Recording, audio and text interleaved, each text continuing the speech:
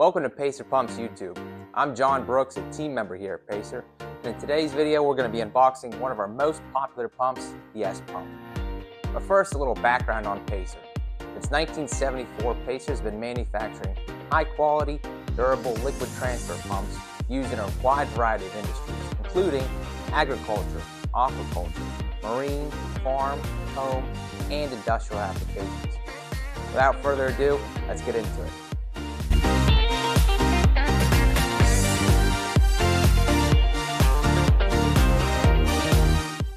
Now, the first thing we're going to talk about today is the model number. This particular model is an SE2 PLE 5.5. Now let's discuss a little about what each letter and number means in the model number. Now that first letter, S, stands for the series of the pump.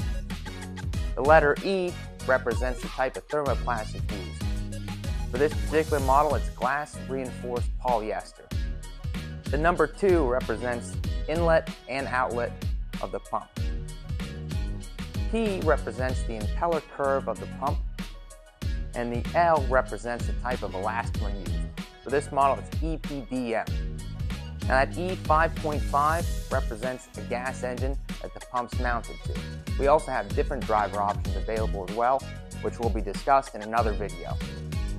Now right out of the box, you'll notice that there's two ends to a Pacer pump, the pump end and the driver end. This particular pump is mounted to a gasoline engine. Now you'll notice on the pump end we have a few stickers on the pump body itself. These stickers are important reminders to use not only personal protective equipment, but also thread tape when connecting a hose to a Pacer pump. Now on all Pacer pumps, we have a suction and a discharge port. Across all Pacer pumps, the suction is always lower than the discharge port. This particular model has 2-inch inlet and outlet ports. Now it's very important to apply thread tape to your hose when using a Pacer pump. If you're using a Pacer pump hose kit, make sure to use the green round hose for the suction and the blue flat hose for the discharge. Not only do you have your Pacer pump included in the box, but you have an operator's manual. This operator's manual has important information to start up your Pacer pump, troubleshooting tips, and other key pieces of information when using a Pacer pump. Now this is a cutout of an S-Series Pacer pump, and I'll show you the internal components of the pump itself. At the top of the pump is the fill plug. This is used to prime the pump prior to use. At the bottom of the pump is a drain plug. This plug will be used to drain the liquid after you're done using your Pacer pump.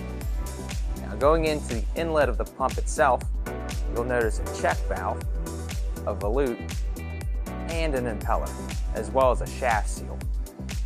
All throughout the pump itself, we have O-rings and O-ring segments. This particular model is made from EPDM. If you ever need replacement parts for your Pacer pump, feel free to reach out to pacer@pacerpumps.com.